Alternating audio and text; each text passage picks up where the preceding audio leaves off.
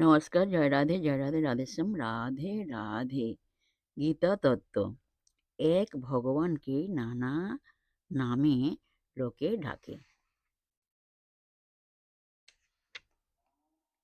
4 শ্রেণীর লোকের জন্য 4 রকম সাধনা নির্দেশ করা হয়েছে, কিন্তু উদ্দেশ্য একই, স্বার্থপর আমিত্বে বিনাশ করা।